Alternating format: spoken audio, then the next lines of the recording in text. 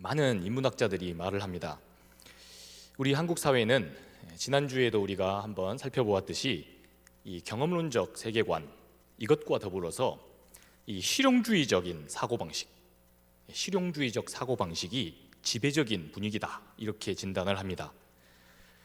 여러분, 이 지나친 이 경험론적 이해가 우리들의 존재의 그 가치와 또한 미래에 대해서 너무 빨리 속단하게 만들어서 우리를 힘들게 한다면, 오늘 우리가 말씀을 통해 한번 보게 될 이 실용주의적인 사고방식은 사람과 또 사람과의 관계를 파괴하게 됩니다. 여러분, 실용주의라고 하는 것은 어떤 것을 가치 판단하는 데 있어서 유용성이라는 것과 효율성, 이것을 따져 묻는 그런 방식입니다. 그런 입장인 겁니다.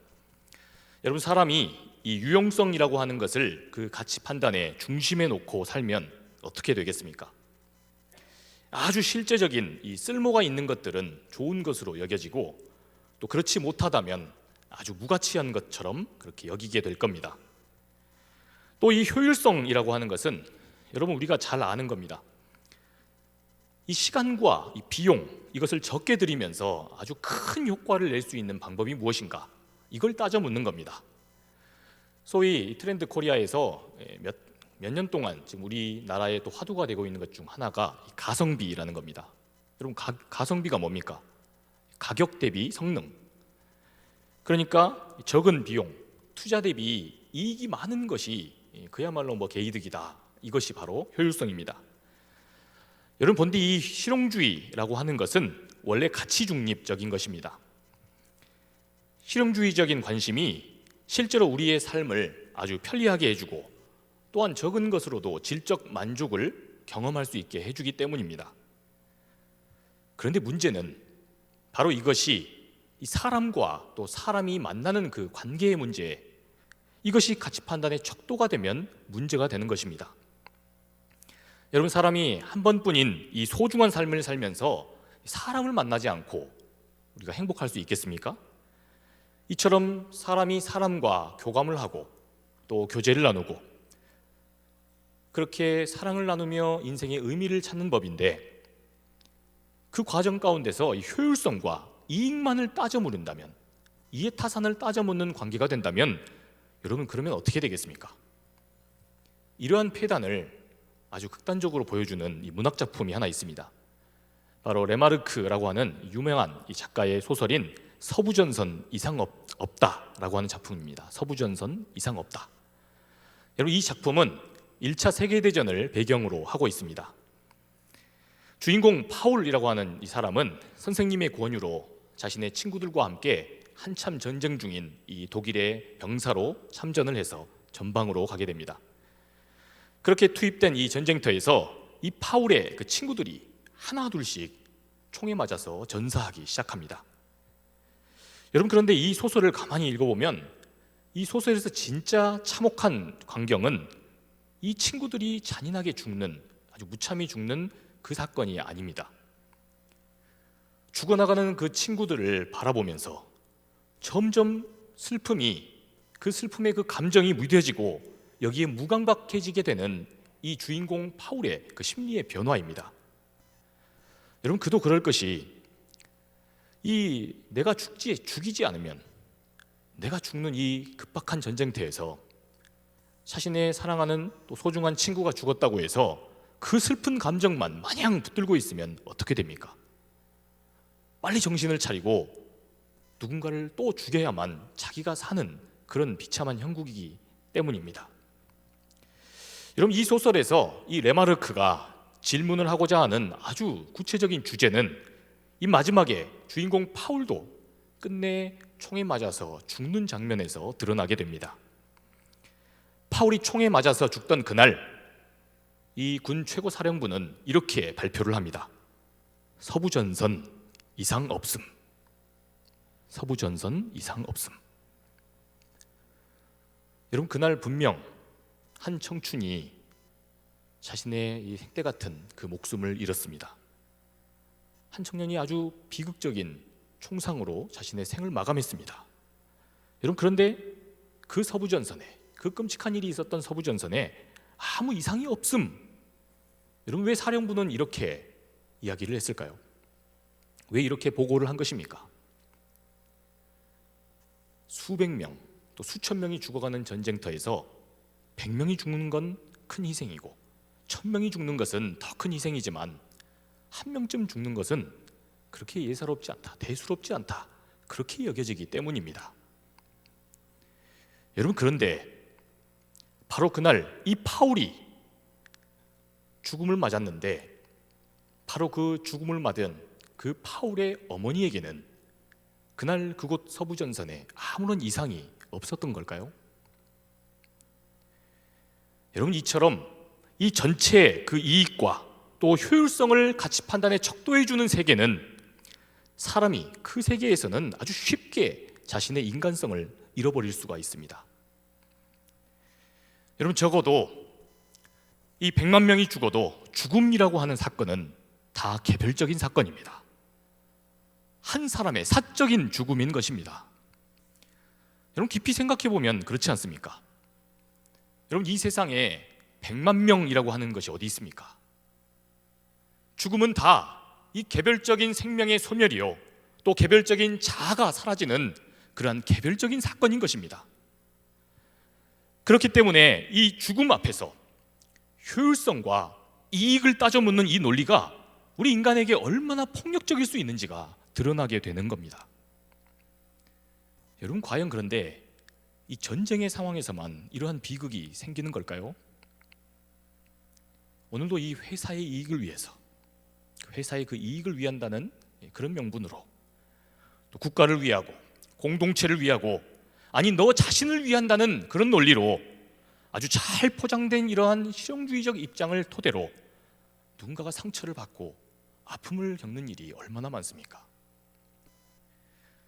이처럼 쓸모를 따지고 또한 이익과 효율성을 중요시하는 사회, 그런 세상을 살아가느라고 오늘도 우리는 참으로 만남이 고프고, 진정한 만남이 고프고, 또한 인격적인 교감이 그립습니다. 여러분, 이런 세상에서 우리가 아프다고 말하고 또 내가 너무 힘들다라고 말해본들 별 소용이 없다는 걸 우리가 경험합니다. 여러분, 왜 그렇습니까? 우리가 아프다고 말하고 우리가 힘들다고 말해봤자 이 세계를 사는 모든 사람들이, 우리를 포함한 모든 사람들이 그런 우리의 아픔에 대해서 이상 없음, 이렇게 퉁치고 넘어가는 분위기가 대세이기 때문입니다. 여러분, 우리 하나님께서는 오늘 주시는 말씀을 통해서 우리들에게 이처럼 익숙한 이런 방식, 이렇게 사람을 대하는 그런 방식과는 전혀 다른 관계의 방식이 있음을 우리에게 보여주고 계십니다. 오늘 하나님께서 저와 여러분들에게 그러한 완전히 다른 새로운 주님의 그 관계의 방식, 그런 관계의 영성을 우리에게 주시기를 소망합니다. 오늘 말씀 1절을 한번 같이 읽어보겠습니다. 모든 세리와 죄인들이 말씀을 들으러 가까이 나오니. 아멘. 여러분, 오늘 말씀 이 시작 부분 보니까 이 세리와 또 죄인들이 말씀을 들으러 주님께 찾아왔다, 이렇게 언급합니다. 여러분, 우리가 성경을 읽을 때 지금 우리 40주 통독을 하고 있는 우리 청년들도 계시는데, 여러분, 우리가 무심코 빨리 읽어야 한다는 강박 때문에, 많이 읽어야 한다는 강박 때문에 지나치는 경우가 있습니다. 여러분, 그런데 이 오늘 1절 말씀도 그런 말씀처럼 보입니다. 그러나 우리가 이 말씀을 자세히 묵상해 보면 그렇게 쉽게 넘겨 짚을 만한 그런 말씀이 아닙니다. 왜냐하면 이 세리와 또한 죄인들이라고 명시하고 있는 사람들은 주님의 말씀과 결코 가까웠던 사람들이 아니기 때문입니다. 우리가 잘 알다시피 이 세리라는 사람들은 동족을 배신하고 하나님을 배신한 사람들이었습니다. 여러분, 유대 사회는 수백 년씩이나 그 통치하는 주인만 바뀌었지 식민지 현실에는 변함이 없었습니다. 이 식민지 생활이 지속되자 이 택함받은 자부심으로 살던 유대인들에게도 이런 의문이 생겼습니다. 야, 이거 혹시 하나님이 안 계신 거 아니냐? 야, 우리가 지금 잘못 믿고 뭔가를 잘못 믿고 사는 거 아니냐? 하나님의 침묵하심이 길어지자 이러한 결론에 이른 자들이 나온 겁니다. 여러분, 그 결과 살 국리를 찾아서 하나님 말고 자기 동료 이웃들 말고 돈의 권세를 쫓아 살던 사람들이 생겨났습니다. 여러분, 그게 바로 세리들이었습니다. 배신자로 내가 낙이 찍힐지언정 내가 내 가족을 굶기진 않겠다, 이런 생각으로 어쩔 수 없는 선택을 한 것입니다. 여러분, 또한 죄인들이라는 사람들은 어땠습니까? 여러분, 우리가 예수님을 찾아왔던 죄인들을 우리 뇌리 속에는, 우리의 편견으로는 흉악범들을 떠올리는 경우가 많습니다. 여러분, 그러나 예수님을 찾아왔던 죄인들은 대부분 흉악범들이 아니었습니다. 대부분이 그 당시 유대 사회가 안식일법을 그렇게 소중하게 지킵니다. 그러나 안식일에도 일하지 않으면 먹고 살 수가 없어서 어쩔 수 없이 안식일에도 일을 하다가 이 안식일을 범하다가 죄인으로 낙인 찍혔던 그런 사람들이 대부분이었습니다. 가난해서 안식일을 범할 수밖에 없는 까닭에 죄인으로 낙인이 찍힌 겁니다. 여러분, 이처럼 이들에게는 나름의 사유와 또 제각각 그렇게 죄인이 된 이유가 있었습니다. 그러나 그 당시에 이 바리새인들과 서기관들은 이들이 거룩한 이 하나님의 나라 유대 사회에서 도무지 효용 가치가 없는 그런 무리들이라며 아예 사람 취급을 하지 않았던 것입니다. 그러니 이처럼 정죄를 받던 사람들이 무슨 염치로 하나님의 말씀 앞에 가까이 갈 수 있었겠습니까? 또한 무슨 배짱으로 거룩하신 주님의 그 면전 앞에 당당히 나갈 수 있었겠습니까? 여러분, 그런데도 이 사람들이 지금 예수님께 지금 몰려가고 있었다. 여러분, 이 이유에 대해서 한번 고민해 보시면서 말씀을 계속 보겠습니다. 우리 2절 말씀을 살펴봅시다. 바리새인과 서기관들이 수군거려 이르되 이 사람이 죄인을 영접하고 음식을 같이 먹는다 하더라. 여러분, 많은 세리와 또 죄인들이 우리 예수님의 말씀을 듣고자 예수님께 가까이 갔습니다. 그러자 이 모습을 보고 이 바리새인과 또 서기관들이 수군거립니다. 아니, 거룩한 하나님의 아들이라는 분이 어쩜 저렇게 죄인들을 가까이 하시며 자기 자신을 더럽히는가? 여러분, 이들의 이 바리새인과 서기관의 태도에서 우리는 이 사람들이 사람들을 대하고 또 사람들과 관계를 맺는 그 원칙과 그 저희가 무엇인지를 들여다볼 수 있습니다. 이들은 사람들을 만날 때, 사람들과 관계를 맺을 때 부담 없이 계산기를 두드리면서 만난 겁니다. 가까이에서 나에게 유익이 될 만한 사람, 또한 율법을 잘 지키고 이 율법을 잘 지킴으로 내가 누리고 있는 나의 이러한 위치와 내 체면과 내 위상을 아주 한껏 높여줄 것으로 기대되는 그런 사람, 내 삶에 앞으로 굉장히 큰 실제적인 도움이 될 만한 사람, 이런 사람들과 그렇지 못한 사람들을 처음부터 그 사람을 진짜 만나보기도 전에 구별짓고 그렇게 사람을 차별했던 것입니다. 이들은 이 지금 눈앞에 있는 이 세리와 또한 죄인들이 왜 동족을 배신하고 하나님을 배신하고 하나님의 말씀을 가까이 두고 살 수 없었는지 이것을 부담 없이 읽어보려고, 그것을 이해해보려고 하지 않았습니다. 왜냐하면 이 사람들이 사람을 만나고 또 사람을 대하고 사람을 사귀는 그 기준이 철저하게 이익과 효율성을 따지는, 이것을 원칙으로 하는 실용주의적 관점이었기 때문입니다. 여러분, 이처럼 실용주의적 사고방식이 완전히 쩌들어 있는 사람들, 여러분, 이런 원리로 관계를 맺는 사람들에게 오늘 주님은 오늘 귀한 말씀을 주십니다. 우리 4절 말씀을 살펴봅시다. 너희 중에 어떤 사람이 양 100마리가 있는데 그 중에 하나를 잃으면 99마리를 들에 두고 그 잃은 것을 찾아내기까지 찾아다니지 아니하겠느냐. 아멘. 여러분, 이 주님의 지금 질문은 정말 납득이 잘 안 되는 부분이 있습니다. 여러분, 뭔가 이렇게 반복되는 것 같지 않습니까? 주님의 질문이 참 이상하다는 거죠. 무엇보다도 이 예수님의 비유 속에서 드러나는 이 목자가 양을 대하고 있는 그 태도입니다. 당시에 이스라엘의 목자들은 대부분 자기의 양을 치면서 자기 양을 소유하고 그 소유한 자기 양을 치던 게 아니었습니다. 당시에 이 목자라는 직업 자체가, 여러분, 지금은 그렇지 않지만 당시에는 굉장히 천한 직업이었습니다. 양을 소유한 주인들은 대부분 이스라엘 그 관내 안에 있었고, 양을 치는 사람들은 그 바깥 시골 마을에 있었습니다. 대부분 이 지주들 그리고 양의 주인들은 예루살렘에 사는 부유한 이들이었습니다. 그러면 이 목자들은 어떤 사람들이었을까? 대부분 이 양을 위탁받아서 그 양을 치는 대가로 삭슬 받는 그런 고용인들이었습니다.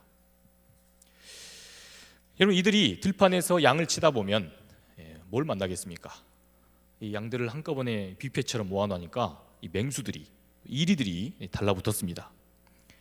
여러분, 이 맹수들은 이 양들만 해치는 게 아니라 때로는 이 양을 치는 목자들의 그런 삶도, 목자들의 그 상황도 위태롭게 만들었습니다. 그래서 이 목자들은 당시에 계약서를 쓸 때 이러한 구체적인 사항을 명시해 두었다고 합니다. 만약 맹수가 습격해서 자기 목숨은, 그럼 사람 목숨 중요하니까 지켜야 하지 않겠습니까? 그 목숨을 지키려다가 양을 희생시킬 수 있지 않습니까? 그렇다면 이 목자는 자기의 그 주인에게 몇 마리까지 양이 희생되어도 책임을 묻지 않게 되는가? 이것을 명시했던 겁니다. 적어도 한 2마리까지, 3마리까지는 희생시켜도 좋다. 네 목숨이 더 소중하니까. 그렇게 했던 겁니다. 여러분, 그러니까 이런 관점에서 보자면 지금 이 예수님의 비유 자체가 이치에 맞지 않습니다. 여러분들이 한번 목자라고 생각해 보십시오. 그렇다면 양을 치는 도중에 이 양이 한두 마리가 사라진 것입니다. 여러분들은 그렇다면 어떻게 하시겠습니까? 당시에 무슨 CCTV가 있는 것도 아닙니다. 또한 이 양들의 주인들은 어디 살고 있습니까? 대부분이 이스라엘 그 관내 안에 예루살렘이라고 하는 또 수도에 살고 있습니다. 여러분, 그러니 아무도 보지 않는 겁니다. 그 계약서에 명시된 대로 이 한 마리를 맹수가 와서 물어갔습니다. 내 목숨 지키려고. 그렇게 이야기하면 끝나는 겁니다. 여러분, 목자 입장에서는 당연히 이렇게 하는 것이 응당 상식적인 일인 겁니다. 괜히 목자가 의협심에 불타서 내가 이 잃어버린 양 한 마리 찾겠다. 여러분, 그러다가 만일에 다른 이 99마리 내가 자리를 비운 사이에 더 많은 희생과 손실이 생기면 어떡합니까? 큰 배상금을 물어서 아주 큰 낭패를 볼 수 있는 겁니다. 그러니 이 한 마리의 양을 찾아 나서지 않겠느냐, 이 양 한 마리를 그것도 찾아낼 때까지 찾지 않겠느냐라는 이 주님의 제안 자체가 이상한 겁니다. 여러분, 이 주님의 질문부터가 틀린 겁니다. 여러분, 사리분별이 안 되는 바보가 아닌 이상 그런 목자는 세상에 있을 수가 없는 겁니다. 여러분, 이 주님의 비유를 들으면서 사람들은 아주 갸우뚱했을 겁니다. 여러분, 그런데도 주님은 이해 아랑곳하지 않고 더 이해할 수 없는 말씀을 덧붙이십니다. 여러분, 5절과 6절을 읽어봅시다. 또 찾아낸 즉 즐거워 어깨에 메고 집에 와서 그 벗과 이웃을 불러 모으고 말하되 나와 함께 즐기자. 나의 잃은 양을 찾아내었노라 하리라. 아멘. 여러분, 아멘 하지만 이 사람들은 아멘이 안 됐을 겁니다. 여러분, 자기 양도 아닌 주인이 따로 있는 양을 찾았습니다. 여러분, 그런데 기쁘다고 잔치를 연다니, 여러분, 잔치를 벌였답니다. 여러분, 그렇다면 이거 배보다 배꼽이 더 큰 거 아닙니까?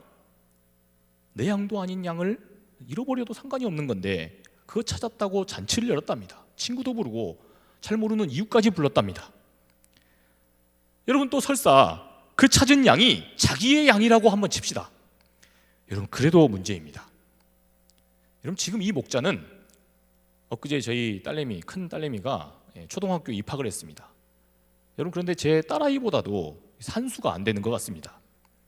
여러분, 제가 수학에 좀 약하지만 그래도 한번 우리 산수를 해봅시다. 여러분, 100마리가 처음에 있었고 한 마리가 사라졌습니다. 마이너스 1이죠. 그리고 다시 한 마리를 찾습니다. 그러면 플러스 1입니다. 여러분, 100 마이너스 1 다시 플러스 1이면 답이 뭡니까? 100마리 아닙니까? 여러분, 다시 100마리 그대로 아닙니까? 자기 걸 다시 되찾아서 지금 원래 상태가 됐으니 그대로 아닙니까? 그런데 이게 무슨 대단한 일이라고, 이게 얼마나 잔치를 열 만큼 기쁜 일이라고 또 다른 비용을 들이면서 잔치를 연단 말입니까? 여러분, 이런저런 정황을 다 따져 묻고 계산해 봐도 이 예수님의 비유는 납득이 되지 않는 그런 비유인 겁니다.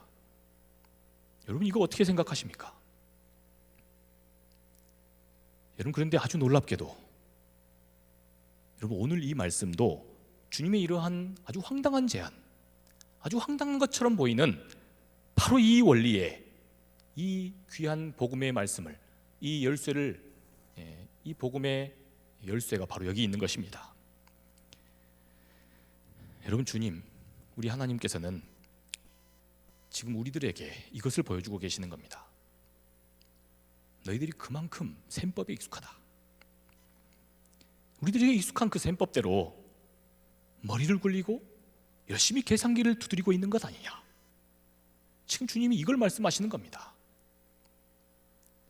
우리들의 그 무의식의 아주 깊은 그 심연 속에 이 실용주의적 셈법이라고 하는 것이 얼마나 강력하게 뿌리를 받고 있는지를 우리가 이것을 계산해 보면서 직시하라는 겁니다. 여러분, 우리들이 왜 이 세상을 살아가면서 행복한 관계, 만나면 그냥 무엇을 기대하는 것이 아니라 그저 순수하게 만나서 관계가 회복되고, 만나서 그냥 상처가 치유되고, 만나면 그냥 보면 기쁘고 행복하고, 여러분, 왜 이런 관계가 세상에서 불가능한 겁니까? 여러분, 왜 심지어는 교회에서조차도 만남이 부담스럽고 그 자리를 가는 것이 어쩜 이렇게 힘들고, 여러분, 왜 우리가 이렇게 불편한 것입니까? 여러분, 우리가 이 셈법을 버리지 못하기 때문입니다. 우리가 이 실용주의적 셈법을 버리지 못하고 사람을 대하고 있기 때문입니다. 100-1 그리고 플러스 1이 도로 100이 아니라 200의 기쁨이 될 수 있고, 또한 300의 기쁨으로 우리에게 돌아올 수 있다는 바로 이 진리를, 이 주님의 제안을 우리가 여전히 믿지 못하고 이것이 어리석다고 여기고 이런 일은 있을 수 없다라고 우리가 여기고 있기 때문입니다. 여러분, 소중한 것을 한번 가지고 있다가 이것을 잃었다가 다시 되찾아보신 그런 경험이 있으십니까? 저는 그런 일이 있었습니다. 전에 한번, 지금은 이제 스마트폰을 최근에 또 바꿨지만 그 전에 이 스마트폰을 한 몇 시간 동안 잃어버린 적이 있었습니다. 분명히 집에서 가지고 나왔는데 어디에서 이게 빠졌는지 도무지 보이지가 않았습니다. 제가 지나갔던 이 동선들을 다 이게 다시 되따라가면서 다 뒤져보았지만 나오지 않는 겁니다. 여러분, 순간 초조해졌습니다. 여러분, 요즘 우리 삶이 얼마나 이 스마트폰 안에 지금 다 들어와 있습니까? 나의 모든 소중한 정보들, 또한 지금까지 가족들하고 함께 찍은 소중한 추억이 있는 사진들, 또 사역을 하면서 우리 청년들과 함께 찍어왔던 이 소중한 이 사진들, 그리고 또한 심지어는 제가 지금 교회에서 하고 있는 뭐 설교나 또 중요한 업무의 내용들까지도 이 스마트폰 안에 다 들어있지 않습니까? 여러분, 백업에 또 행정에 약한 또 저이다 보니, 이 백업에 약한 저라 보니 이 스마트폰을 잃어버리는 것이 저한테 너무 큰 겁니다. 이것을 다시 살 비용을 치르는 것보다 이 안에 있는 이 귀한 정보 이거 어떡하냐, 땅을 치고 후회해봤자 이미 늦은 겁니다. 이것을 한꺼번에 다 날리게 되었으니 이거 얼마나 큰 낭패입니까? 여러분, 그런데 딱 3시간 만에 이걸 다시 찾았습니다. 지금 당장 필요한데 한참 없다가 3시간 만에 이걸 찾은 겁니다. 주머니에서 이게 빠져서 제 자동차 그 밑에 이게 미끌려서 들어갔나 봅니다. 여러분, 그런데 스마트폰은 잃어버린 지 딱 3시간 됐는데, 딱 3시간 동안 제 곁에 없었는데 이게 얼마나 힘들었는지 모릅니다. 이거 어떻게 해야 되냐, 이거 당장 이게 그냥 아무 생각이 나지 않는 겁니다. 여러분, 매우 중요한 것을 잃었다가 찾아본 사람들은 압니다. 여러분, 딱 3시간 만에 다시 잃었던 것을 도로 찾았는데 여러분, 제 기분이 어땠을 것 같습니까? 그때 저의 기분이 어땠을까요? 1-1 다시 플러스 1, 원래 내 거 나한테 돌아왔으니까 아무 느낌이 없었을까요? 너무 기뻤습니다. 너무 행복했습니다. 여러분, 분명히 실제로는 다시 내 것이 원래 나한테 있던 대로 그대로 있는 것이 되었습니다. 여러분, 그러나 그것이 아니었습니다. 마치 내가 또 다른 스마트폰을, 아주 좋은 거 하나를 새로 얻은 것처럼 기뻐서 날뛰었습니다. 여러분, 무엇이 달라진 겁니까? 지금 무엇이 달라진 겁니까? 여러분, 이 상황은 그대로인 건데 제가 달라진 겁니다. 제가 이 스마트폰을 바라보는 저의 태도와 저의 관점과 저의 자세가 달라진 겁니다. 사랑하는 여러분, 우리가 그동안 사람을 대할 때 이 되찾아진 스마트폰보다 못하게 대했던 것입니다. 저를 포함한 우리 기독인 모두가 이 세상에서 사람을 말 그대로 있는 그대로, 존재하는 그대로 소중하게 여겨주었다면 이 세상에 많은 슬픔이 있는 자리가 회복되었을 겁니다. 그러나 우리가 사람을 대할 때 이 되찾아진 스마트폰보다도 못하게 그렇게 여기고 있었다란 말입니다. 여러분, 문제는 그런 의미에서 바로 사람을 대하는 우리들의 태도에 있습니다. 하도 이 세상이 나와 너의 그 가치를 이 이익과 또한 효율성의 가치로만 보고 있다 보니 우리가 이러한 셈법으로 사람을 대하는 것이 아주 익숙하고 그것밖에 없고 그것이 아니면 안 되는 줄 알고 있었다는 겁니다. 이처럼 우리들의 안목이 병들어 있고 우리들의 이러한 영성이 병들어 있다 보니 세상에 이렇게 수많은 관계들이 깨지고 있는 겁니다. 여러분, 그래서 오늘 말씀에서 우리 예수님께서는 이 숫자의 논리를 가지고 들어오신 겁니다. 이 숫자의 논리에서 벗어나야 한다. 99마리보다 한 마리가 결코 소중하지 않다라고 여기는 이 숫자의 논리를 다시 봐야 한다. 숫자로 상징되는 이 다수성의 논리, 효율성과 이익을 사람에게조차도 따져 묻는 우리들이 이러한 관성 속에서 잃은 바 되고 소외된 바 된 그 한 사람, 그 한 사람이 지금도 울고 있고 상처받고 있다는 것을 보아야 한다는 겁니다. 여러분, 그런 의미에서 우리 예수님이 옳습니다. 우리 주님이 옳으십니다. 여러분, 이 세상에서 이처럼 이런 일방적인 방식과는 전혀 다른 방식으로 사람을 보고 관계를 맺고 우리가 그렇게 살아갈 수 있는 방식이 있다는 겁니다. 우리는 다 서로 연결되어 있어서 당신이 아프지 않아야 나도 건강할 수 있다고 그렇게 믿고, 당신이 되찾아지는 그 기쁨이 나의 기쁨이 될 수 있다는 것을, 그것을 믿고 살아가는 관계의 방식도 있다는 겁니다. 여러분, 오늘 말씀은 지금 그것을 우리에게 보여주고 계시는 겁니다. 여러분, 그걸 예수님이 보여주시지 않으셨습니까? 우리 주님이 그걸 보여주시지 않으셨습니까?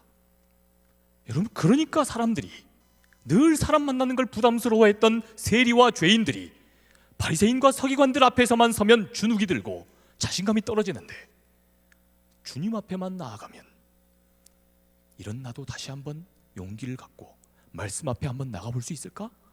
그래서 힘이 나고 자존감이 서고 다시 용기를 얻어 말씀 앞에 나갈 수 있었던 겁니다. 여러분, 우리 7절 말씀, 이 결론을 한번 보겠습니다. 내가 너희에게 이르노니 이와 같이 죄인 한 사람이 회개하면 하늘에서는 회개할 것 없는 의인 99으로 말미암아 기뻐하는 것보다 더하리라. 아멘. 여러분, 이 말씀을 이 죄 지은 사람들, 도덕적으로 이 불순한 사람들 다 회개해라, 여러분, 이런 말씀으로 읽는 게 아닙니다. 여러분, 여기서 회개한다는 말, 이 메타노이아라는 말은요, 한 사람이 조건 없이 돌아서는 걸 말합니다. 다시 되돌아서는 걸 말합니다. 되찾아진다는 걸 말하는 겁니다. 여러분, 어떤 사람이 조건 없이 용납을 받고 그동안 그러지 못했는데 조건 없이 존중받는 상태가 될 때, 바로 그때 하나님 기뻐하신다는 겁니다. 여러분, 이것을 믿으십니까? 여러분, 이것이 우리들의 믿음이 될 수 있기를 주님의 이름으로 축복합니다.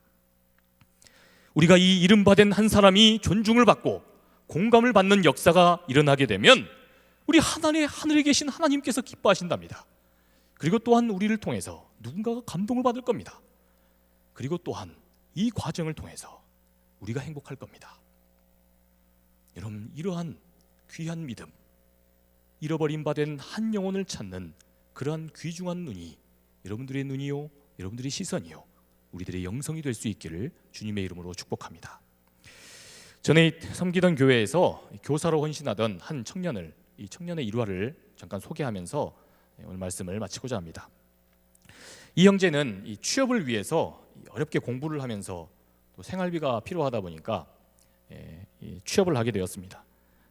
임시직으로 내 꿈의 이 일은 아니지만 당장 생활비가 필요하고 공부하는데 또 돈이 필요하기 때문에 임시직에 들어가게 된 겁니다.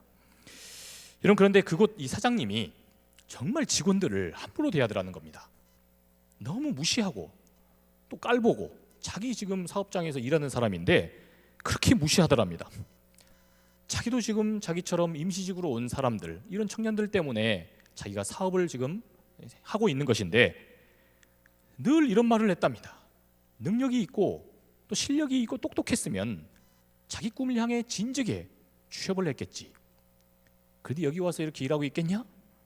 여러분, 납득이 잘 되지 않지만 그런 사장님이었답니다. 그래서 늘 지금 돈이 필요한 상황이라서 일은 하고 있지만, 그래서 가는 회사지만 아침마다 일어나는 게 너무 싫더랍니다. 정말 일어나기가 싫어요. 또 가야 되니까. 돈은 필요하고. 여러분, 그래서 이 사장님을 또 마주치는 게 또 얼마나 힘듭니까? 그래서 당장이라도 이 분을 다 표출하고, 그리고 또 그동안 쌓였던 이 말을 다 한번 욕이라도 퍼부어주면서 그렇게 하고 이 회사를 나올 작정으로 하루는 나가려고 했답니다. 여러분, 그런데 이 교육부서에서 또 저희 부서에서 헌신하다가 저는 잘 기억이 나지 않는데 이런 말씀의 대목에 자기가 꽂혔답니다. 갑자기 뭔가 자신에게 도전이 있었답니다. 이 아이들에게 전한 그 설교 내용이었는데 그 중에 이런 말씀이 있었답니다. 하나님께 기도를 하면, 우리 하나님께 붙들려서 기도를 하면 우리가 얻는 큰 변화가 무엇이냐, 당장에 얻는 변화가 무엇이냐, 그것은 이 문제가 당장 해결되는 것도 은총이겠지만 그보다 더 우선적인 그런 변화는 내가 달라진다는 겁니다. 그 문제를 보고 또 그 문제 많은 그 사람을 보는 나의 태도가 달라지고, 나의 태도가 넉넉해져서 그 사람도 감쌀 수 있는 사람이 된다는 것입니다. 바로 이 말씀에 자기가 꽂혔다는 겁니다. 그래서 아침마다 자기가 이런 기도를 했답니다. 주님, 오늘도 저한테 폭언을 퍼붓는 저 사장, 저 인간, 주님, 저 인간을 보는 제 안목을 좀 바꿔주십시오. 도저히 못 참겠으니까 그 안목을 바꿔주시는 은혜가 있다면 제 안목을 좀 바꿔주십시오. 여러분, 이렇게 기도를 했더니 자신에게 진짜 달라지는 부분이 있더랍니다. 그동안 한 번도 그 사장님에 대한 삶에 관심이 자기가 없었는데 이런 관심이 어느 날부터 생기더랍니다. 이때까지는 마음이 어려웠나 봐요. 저 인간이 어떻게 지금 저런 인격을 소유하게 되었을까? 저 인간 왜 저렇게 막 사는 인생 되었을까? 이런 것에 관심을 갖기 시작했답니다. 여러분, 사람이 또 관심이 있다 보면 또 확인을 해보지 않습니까? 그래서 한번 알아본 겁니다. 이 사장님이 왜 그런지 다른 직원들, 더 오래 계셨던 나이가 지긋한 분께 물어봤답니다. 그래서 알게 된 게 뭐냐 하면 이 사장님에게 자녀가 둘이 있는데 하나는 사고가 나서 장애인이 됐답니다. 그리고 또 한 자녀는 삼수를 했는데 아버지가 계속 막 삶을 막 강요하니까, 회사에서도 막 그런 분 아닙니까? 막 자녀에게 막 삶을, 이런 삶을 강요하면서 계속 공부하라 그러니까 아버지가 싫어서 집을 나가버렸답니다. 그리고 또 사모님은 건강이 안 좋아서 아프답니다. 여러분, 물론 그렇다고 해서 자기한테 함부로 하는 건 또 아닌 거지만 이 사건을 계기로, 이 계기를 통해서 이 청년에게 또 다른 변화가 생기더랍니다. 여러분, 이 사실을 알고 나서부터 하나님이 자기가 기도하려고 올 때마다, 기도하려고 무릎을 꿇을 때마다 이런 감동의 마음을 또 주시더랍니다. 야, 너 그 사장님 위해서 너 기도해라. 너 그 인간 밉지만 그 미운 그 인간 위해서 좀 기도해줘라. 이런 마음이 들더랍니다. 여러분, 그래서 이 청년이 어떻게 기도했겠습니까? 이렇게 기도했답니다. 주님, 저도 지금 저의 이 취업의 문제가 이거 한 짐입니다. 이것 가지고 기도하는 것만 해도 제가 쉽지 않습니다. 여러분, 그러나 주님 할 수만 있다면 저 사장님 참 아픈 것도 있고 마음이 서글픈 게 있는데 저라도 좀 신실한 직원이 되어서, 맨날 폭언 듣는 거 짜증나고 열받지만 저라도 조금이라도 좀 신실한 직원이 되어서 저라도 저 사람의 그 폭언을 듣고도 웃을 수 있게 해주십시오. 그래서 그 사장님이 단 하루만이라도 비아냥거리지 않고 하루를 보내게 해주십시오. 이렇게 기도했답니다. 정말 훌륭하지 않습니까? 아주 재치 있는 기도 아닙니까? 여러분, 그거면 충분합니다. 여러분, 이런 기도면 세상을 바꿀 수 있습니다. 모두가 이익을 내야 하고 효율성을 내야 한다는 그 신념 때문에 우리의 관계가 이렇게 병든 것 아닙니까? 그러니 우리에게 진짜 필요한 지혜, 우리가 사람들을 만나면서 진짜 가져야 할 영성은 바로 이러한 영성이 아니겠습니까? 여러분, 바라기는 오늘도 우리 곁에 이른바 된 수많은 사람들, 그것이 우리의 가족이 될 수도 있고 우리의 친구가 될 수도 있고 우리의 옆집에 사는 이웃이 될 수도 있을 겁니다. 그렇게 이른바 된 누군가에게 정말 사랑의 눈으로, 조건 없는 따뜻한 시선으로 그렇게 대하고 바라볼 수 있는 여러분 되시기를 주님의 이름으로 축복합니다. 주님, 은혜를 감사합니다. 주님, 이 말씀이 없었더라면 우리가 여전히 어떻게 이 세상에서 어떤 모양으로 관계를 맺을 뻔했습니까? 여전히 나에게 이익이 되는 사람, 나를 기분 좋게 해주는 사람, 나에게 좋은 소리만 해주는 사람, 이런 사람들만 우리가 찾아다니며 이런 사람들하고만 어울리고 다니며 그렇게 살아갈 뻔하지 않았습니까? 그러나 주님, 말씀을 주시며 우리들의 삶의 그 문제 한복판을 주님 찾아와 주시니 감사합니다. 주님, 우리들의 관계 속에 찾아와 주시고 이 어그러진 그런 만남 속에 찾아와 주셔서 우리가 주님의 눈으로 이른바 된 그 한 영혼을 찾는 마음으로 우리가 한 사람을 대하게 하여 주옵소서. 상처받은 우리의 가족을 대하게 하시고 그러한 영성으로 우리의 이웃을 대하게 하여 주시고 우리의 친구들을 대할 수 있게 하여 주시옵소서. 그렇게 하실 우리 주님을 찬양합니다. 이제는 우리 구주 예수 그리스도의 은혜와 하나님 아버지의 크고 극진하신 사랑하심과 성령님의 감화 감동 교통하심의 역사가 오늘 주님의 그 이름받은 한 영혼을 찾고자 하시는 그 소중한 눈, 그 귀한 영성을 따라 살고자 다짐하는 이 자리에 모인 우리 모든 상당의 청년들을 위해 오늘도 수많은 상처와 고통과 아픔들을 또 안고 이 믿음의 귀한 눈으로 나아가서 그렇게 사랑하며 살기를 고대하고 또 소망하는 이 땅의 모든 청년들 머리 위에 지금으로부터 영원토록 함께 하옵시기를 간절히 축원하옵나이다. 아멘.